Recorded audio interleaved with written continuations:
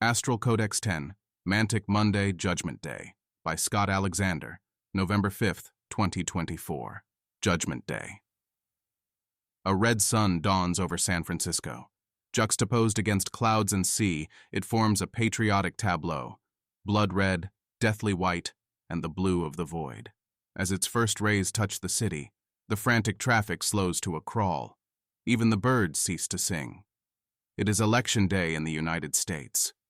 Future generations will number American elections among history's greatest and most terrible spectacles. As we remember the games in the Colosseum, or the bloody knives of Tenochtitlan, so they will remember us.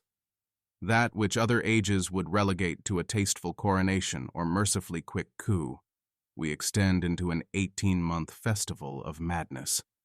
The mathematicians say there are simple voting systems that could practically ensure the selection of a universally popular moderate.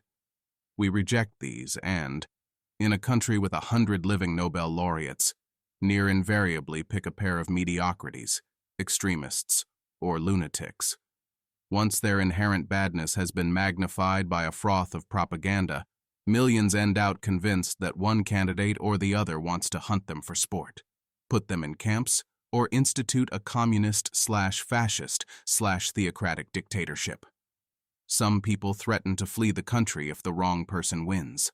Others prepare to commit suicide. Loving grandmothers disown their family members for being too tepid in their loathing. Psychologists warn of an upcoming wave of mass trauma. The nation's smartest forecasters and statisticians labor full-time to mark micro-deviations in the odds. Bettors sink $2.2 billion, enough money to buy every homeless person in America a used car, into prediction markets. I reload Nate Silver's blog dozens of times a day, half anxious for, half dreading the next update. Any pollster capable of giving us a novel word of reassurance briefly becomes an ultra-mega celebrity before collapsing back into obscurity. This Google Trends comparison graph shows relative search interest over time for Elvis, which maintained steady moderate interest, and Ann Seltzer, which saw almost no interest until a dramatic spike around November 3. Yet in the end, everything is so perfectly balanced that the sum total of these luminaries refuse to say which side of even we're on. The nation balances on a knife's edge. Eli Lilly stock moons. A red sun hangs over Philadelphia, where American democracy began and may yet end. A man walks into a diner just before closing time. He looks like a good tipper. The waitress was hoping to leave early and go vote. She decides against. 7 trumpets sound. 7 seals are opened. There is silence in heaven for the space of about half an hour. As George R.R. Martin put it, God flips a coin and the world holds its breath. Tomorrow, if we are so lucky, there will be a result. The great function that has consumed us for so long will return 0 or 1. The pundits who guessed 51 to 49 will be hailed as prophets. The pundits who guessed 49 to 51 will get bullied out of public life. The winners' campaign operatives will be praised as world historic geniuses, the losers mocked forever as utter nincompoops. Thousands of lifelong public servants who backed Mr. 49% will be tossed from D.C. like used toilet paper and replaced with thousands of hacks who backed Mr. 51%. Funding streams will go dry.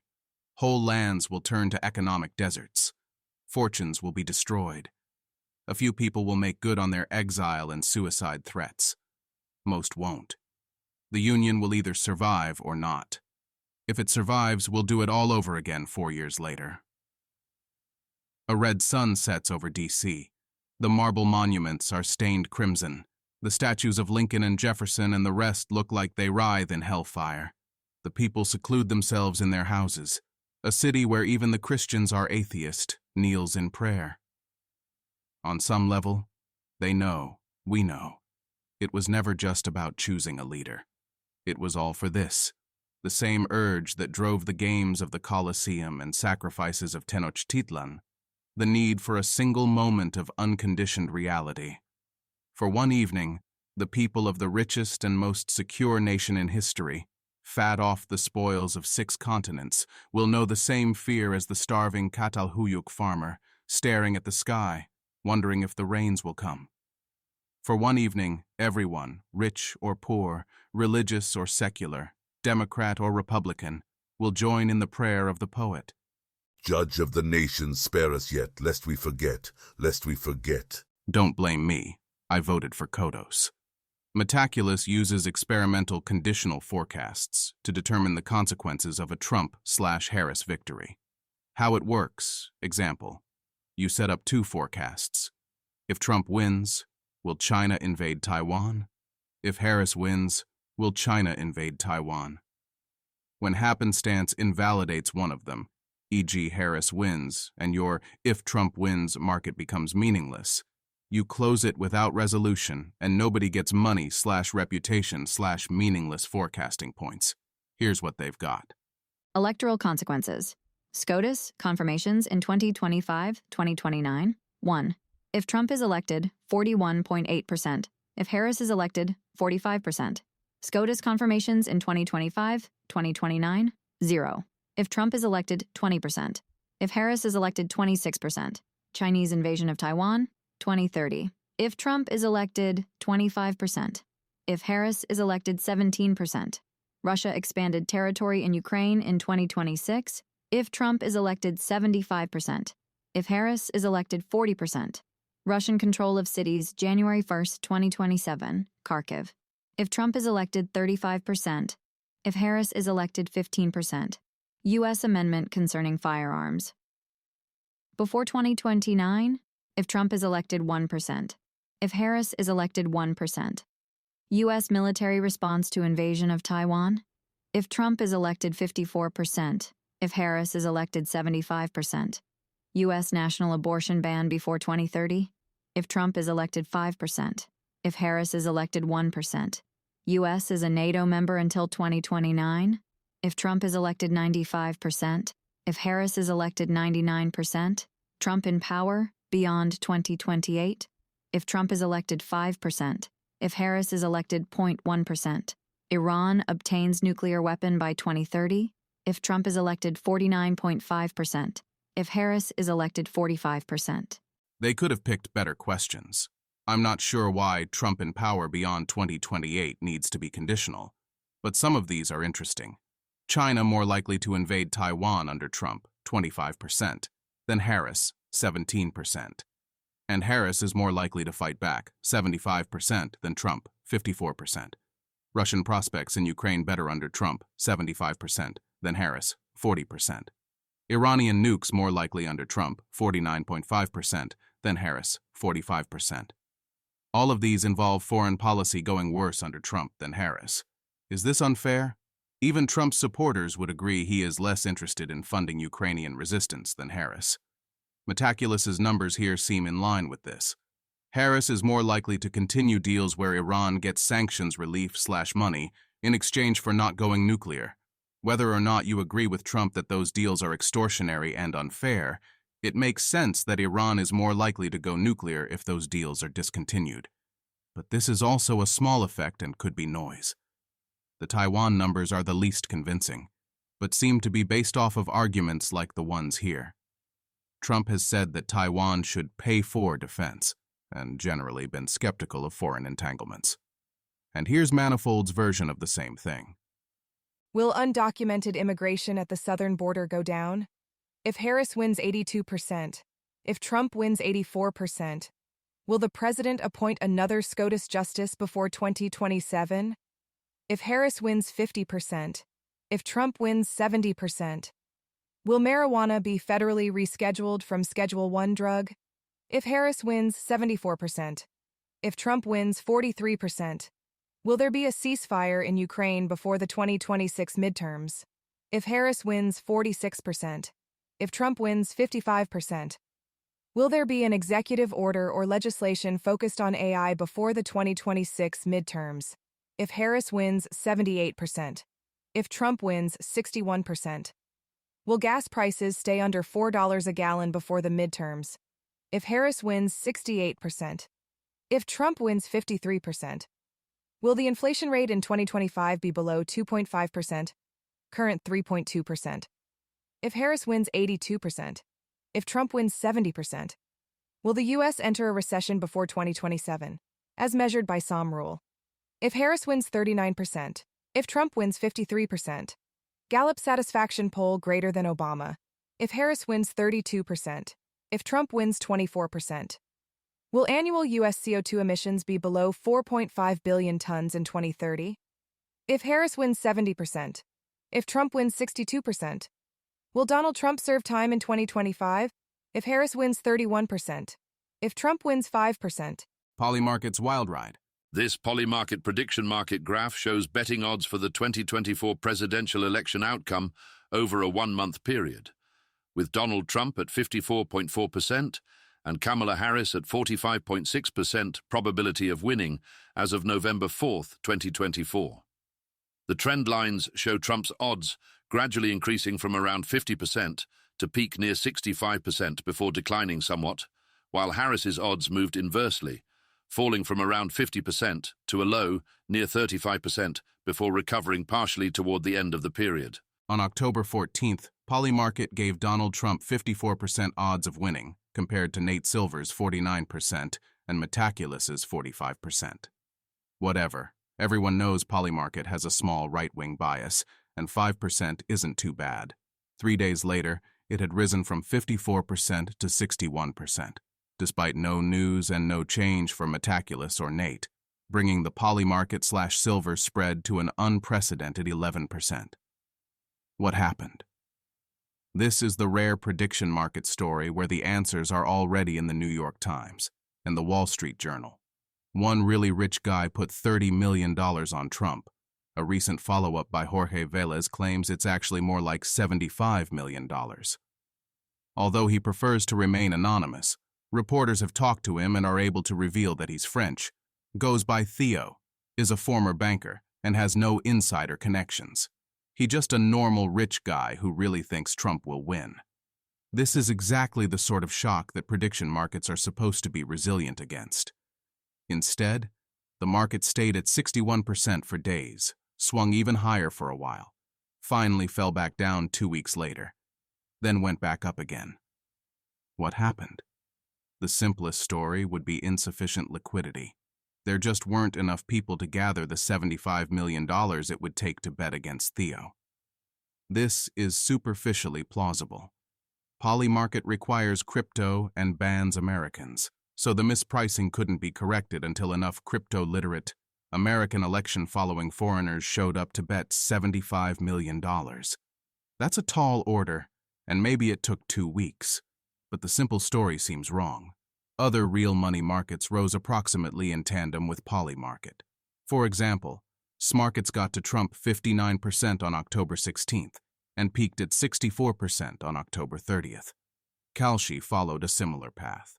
Both tracked Polymarket, not Nate Silver or Metaculous, neither of whom ever went above Trump 55% since Harris joined the race. This chart shows the expected winning party for an election over a one-month period, with Republicans maintaining a lead at 58.82% probability versus Democrats at 43.86% and any other at 0.36%, with volume bars shown below the main trend lines.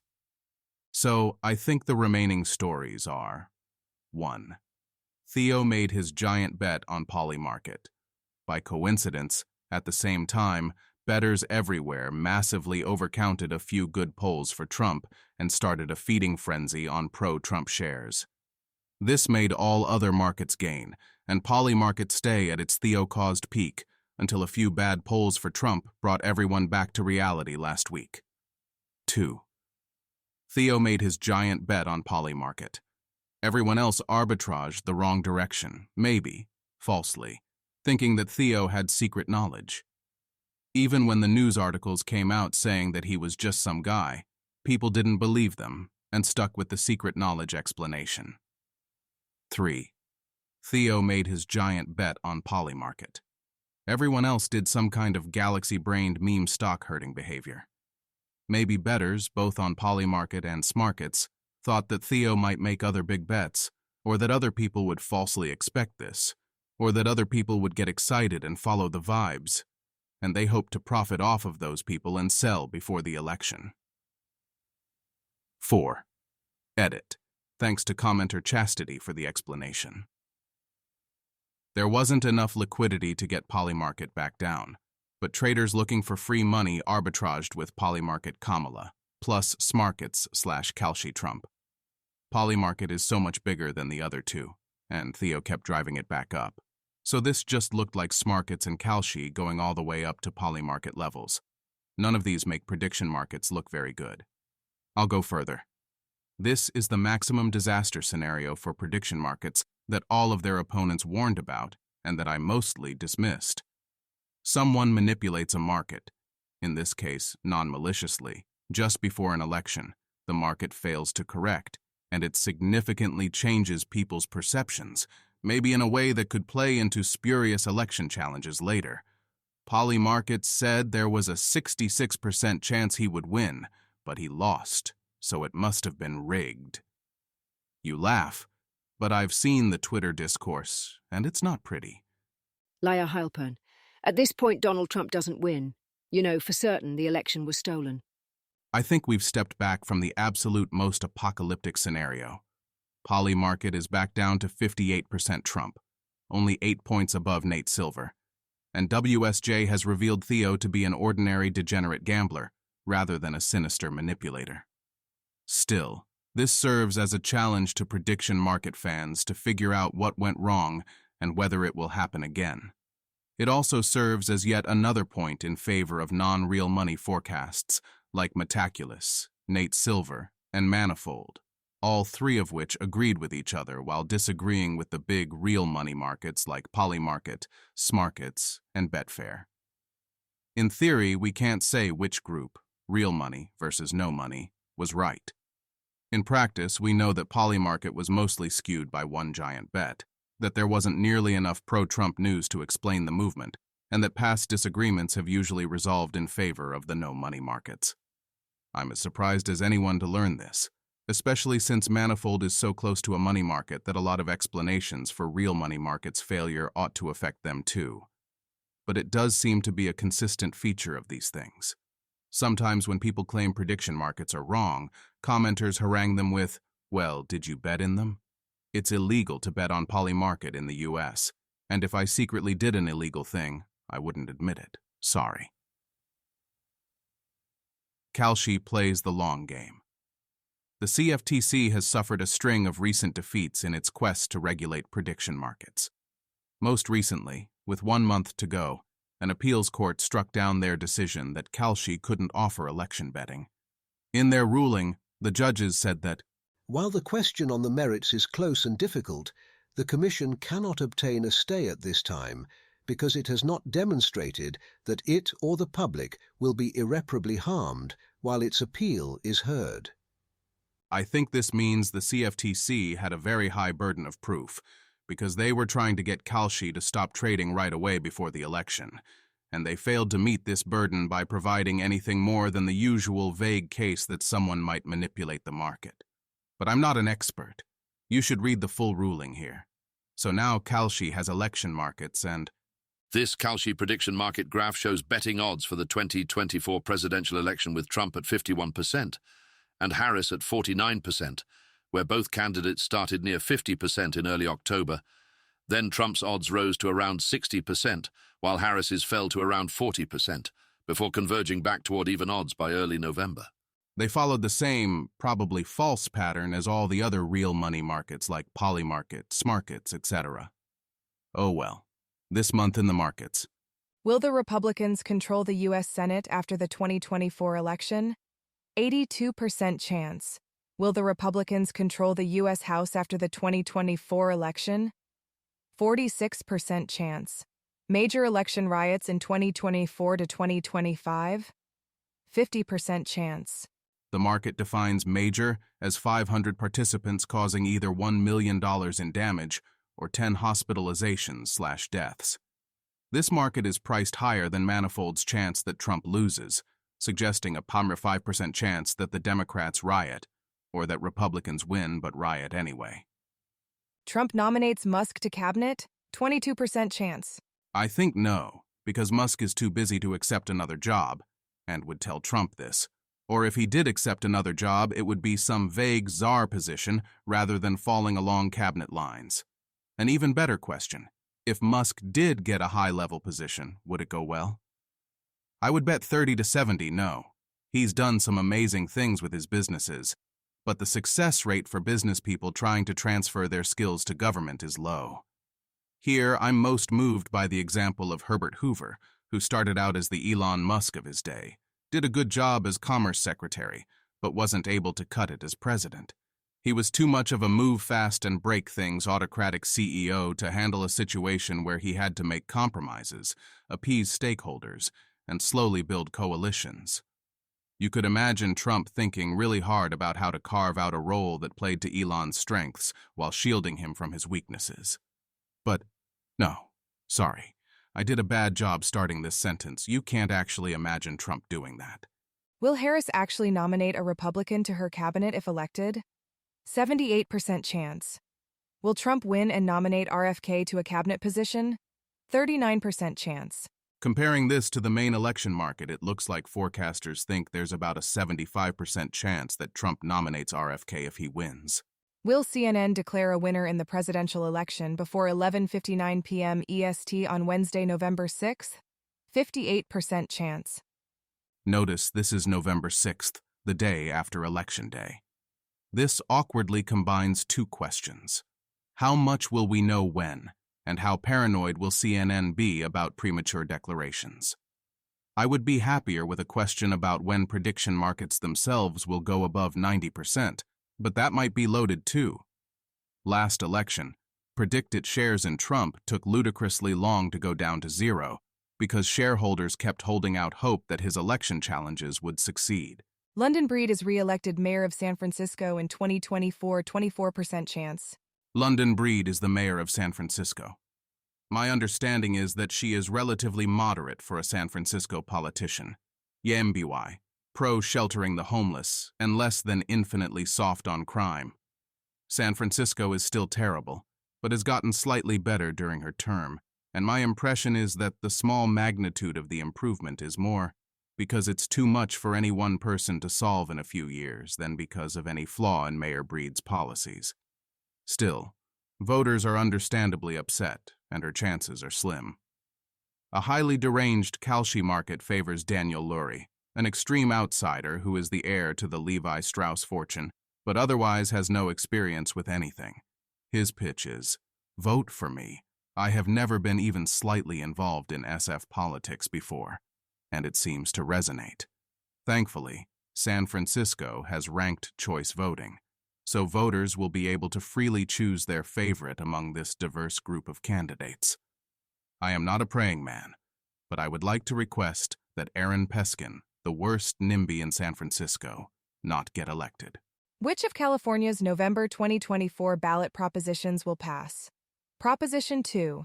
Public education facilities. Bond measure 92% chance. Proposition 3. Right to marry and repeal. Proposition 8. Amendment 94% chance. Proposition 4. Parks. Environment, energy, and water. Bond measure 69% chance. Proposition 5. Lower supermajority requirement to 55% for local bond measures to fund housing and public infrastructure amendment. 59% chance. Proposition 6. Remove involuntary servitude as punishment for crime amendment. 64% chance. Proposition 32. $18 minimum wage initiative. 51% chance. Proposition 33. Prohibit state limitations on local rent control initiative. 17% chance. Proposition 34. Require certain participants in Medi-Cal RX program to spend 98% of revenues on patient care, initiative. 54% chance.